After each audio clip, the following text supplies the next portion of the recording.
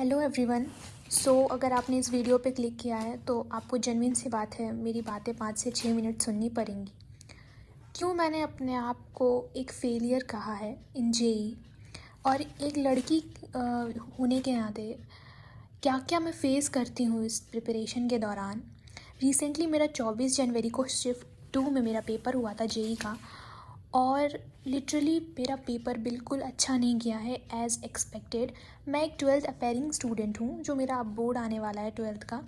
मैं उसकी प्रिपरेशन कर रही हूँ अभी, क्योंकि जब मैंने इनिशिएट किया था 12th, तब मैंने ये सब कुछ बहुत ही बेसिक से पढ़ा था, बहुत ही ज़्यादा बेसिक से, और मन में ये था कि मैं कर लूँगी। शुरुआती दौरान में मैंने सारे चैप्टर्स को 5 टाइम्स 6 टाइम्स रिवाइज़ किया था, कि मुझे लग रहा था कि मेरा हो जाएगा, मैं अच्छे से पढ़ूँगी तो मेरा हो जाएगा। बट जब मैंने पेपर दिया तो मुझे रियलाइज़ हुआ कि पढ़ने से सब कुछ नहीं होता है। पढ़ना is not that much compulsory, उसके साथ ज़्यादा से ज़्यादा प्रैक्टिस चाहिए, सब कुछ चाहिए। बट एक चीज़ मैंने सीखी है कि आप कितना भी कुछ कर लो, अगर आपकी किस्मत में नहीं है तो नहीं होगा। एज़ ए गर्ल एक ड्रॉप लेना मेरे लिए बहुत ज़्यादा मुश्किल होगा। मैं अभी अप्रैल अटेम्प्ट दूंगी, अप्रैल अटेम्प्ट के लिए मैं रेडी होंगी, लेकिन मुझे ये भी श्योरिटी नहीं है कि शायद मे भी मेरा अप्रैल अटेम्प्ट निकले या ना निकले।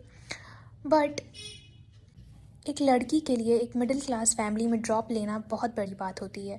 वो 1 साल इतना क्रूशियल होता है, मैं आपको बता नहीं सकती। अगर आप इसमें से हो कोई तो रिलेट कर पाओगे।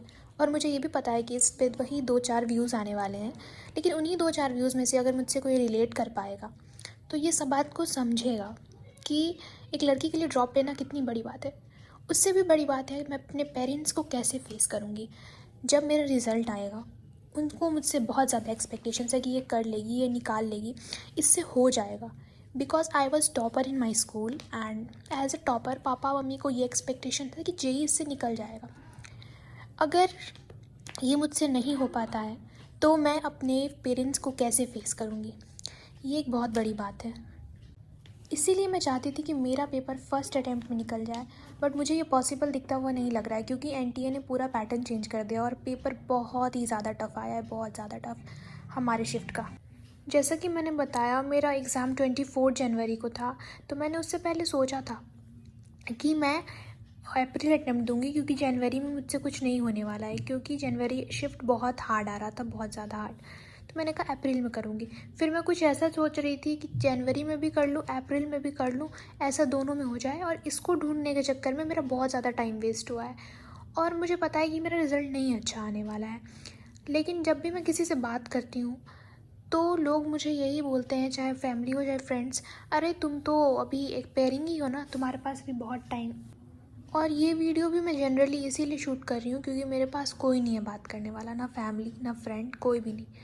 मैं किसी से अपना थॉट शेयर नहीं कर पा रही, क्योंकि नहीं हो रहा है मुझसे भाई। आई एम डन, मुझसे नहीं हो रहा है। और मैं कैसे इस चीज़ को एक्सप्रेस करूँ। मैं जब किसी के पास जाती हूँ कुछ शेयर करने के लिए, अपने फैमिली अपने फ्रेंड्स, तो ये बोलते हैं कि अपेयरिंग हो ना, अभी एक चांस और है।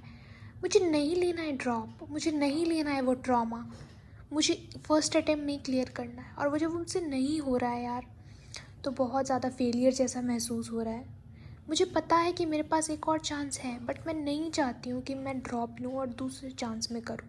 प्लीज़ एवरीवन, सबसे मैं रिक्वेस्ट करती हूँ कि मुझे इसके लिए हेट मत करना, प्लीज़ हेट मत करना यार, क्योंकि मैं खुद से ही थक चुकी हूँ। मतलब एक लड़की जो करना चाहती है, और ऐसा भी नहीं है कि वो पढ़ नहीं रही है, वो सब कुछ पढ़ रही है, अपना 100% दे रही है, लेकिन गलत स्ट्रैटेजी की वजह से, गलत जगह, गलत मोटिवेशन की वजह से वो नहीं कर पा रही है।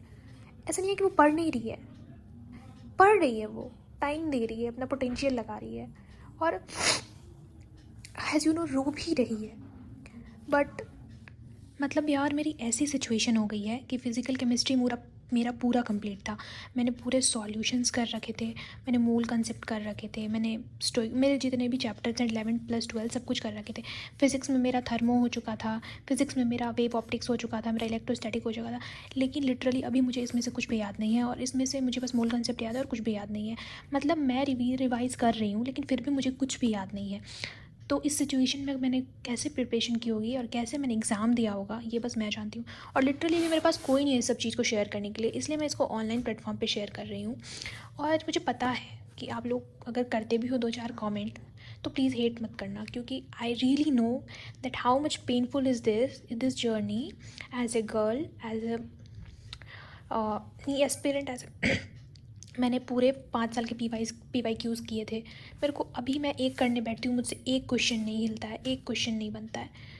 सो इस चीज़ को फेस करना बहुत ही ज़्यादा मुश्किल है एज इन एस्पिरेंट लाइफ। आप लोग भी रिलेट कर रहे होगे अगर ये वीडियो मेरी आप लोग तक पहुँच रही है, क्योंकि नंबर ऑफ़ स्टूडेंट्स जो है मुझे ऐसे ही दिखे सेंटर हॉल पे, क्योंकि एग्ज़ामिनेशन अनएक्सपेक्टेड आया है इस बार। और मुझे नहीं लग रहा है किसी भी बच्चे का 100% पेपर सॉल्व हुआ होगा। कोई ही बच्चा होगा एक बहुत ब्रिलियंट, उसका 100% पेपर सॉल्व हुआ होगा। मेरा तो भाई मैंने 30 क्वेश्चन रिपेयर किए हैं, अब पता नहीं उसमें कितने करेक्ट हैं कितने नहीं हैं और क्या होने वाला है आगे।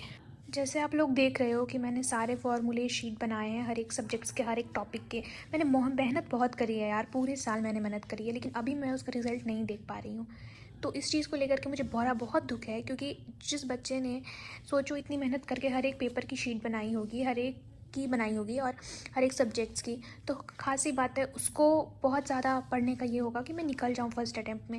लेकिन फिर अगर उसको ऐसा लगे कि मुझे ड्रॉप लेना पड़ेगा या फिर मैं नहीं कर पा रही हूँ पेपर की वजह से, तो आप फील कर सकते हो कि उस बच्चे पे क्या बीतती होगी। और आप ये चीज़ पेरेंट्स से भी नहीं शेयर कर सकते हो, क्योंकि उनको एक अलग लेवल का हम लोगों से एक्सपेक्टेशंस रहता है कि बच्चा मेरा कर लेगा। उनको फेस करना दुनिया में सबसे मुश्किल होता है। मैं जब एग्ज़ाम सेंटर से निकली थी, मेरे फेस पे हल्की सी स्माइल थी, क्योंकि मैं चाहती, मेरा पेपर अच्छा नहीं गया था गाइस, क्योंकि नहीं गया था तो मैं अब क्या कर सकती हूँ। मैंने पापा के सामने हल्की सी फेक स्माइल रखी थी, क्योंकि मुझे उनको नहीं दिखाना था, वो सैड हो जाते। वो मेहनत उन लोगों का मैं सब कुछ जानती हूँ, लेकिन फिर भी अगर नहीं हो रहा है तो मैं क्या करूँ, पढ़ने के बावजूद नहीं हो रहा है। मैंने सारी शीट बनाई थी इसकी, लेकिन मैं जब ये पूरा याद करती हूँ और फिर मैं क्वेश्चन अटैम्प्ट करने के लिए बैठती हूँ, मुझसे एक क्वेश्चन नहीं हिलता है पूरा। क्या कर सकते हैं यार, यही है एस्पिरेंट लाइफ। मैंने सोचा है कि अप्रैल अटैम्प्ट दूँगी, बोर्ड्स के लिए अभी पढ़ रही हूँ, लेकिन मैं 100% श्योर नहीं हूँ कि मैं क्या पढूँ, क्योंकि इतना लाइफ में मेस हो चुका है ना, इतना ज़्यादा मेस कि मुझे समझ ही नहीं आ रहा है मैं क्या पढूँ। मतलब सब कुछ लग रहा है कि एक साथ मिल चुका है, और मैं कुछ भी पढ़ने के लिए बैठती हूँ तो हैक्टिक सा फील होता है कि ये तो मैंने पढ़ा है, ये मैं छोड़ देती हूँ, फिर ये मैंने पढ़ा है, ये भी छोड़ देती हूँ। फिर जब उसके क्वेश्चंस आते हैं तो फिर बनते नहीं हैं, और एक ही चीज़ को मैं 10 बार पढ़ती हूँ, उसके बाद फिर मैं अगर वो क्वेश्चन बनाऊँ तो वो किस टाइप की पढ़ाई होगी, फिर वो मैं जेईई एस्पिरेंट कहलाने के लायक ही नहीं रहूँगी। तो प्लीज़ डोंट जज me, please please please, but this is the sad reality. If you are relating to this, then please share your thoughts with me in the comment box.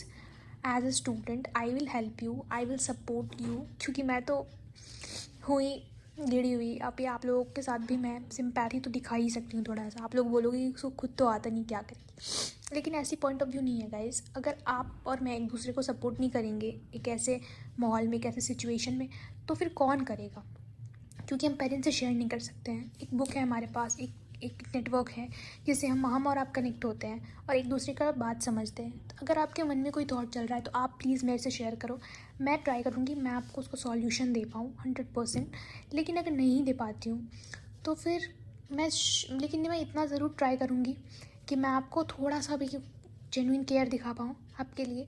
So please, अगर आप relate कर पा रहे हो, आप video अच्छा लगा हो तो लाइक, कमेंट और प्लीज़ सब्सक्राइब करना। Show your support.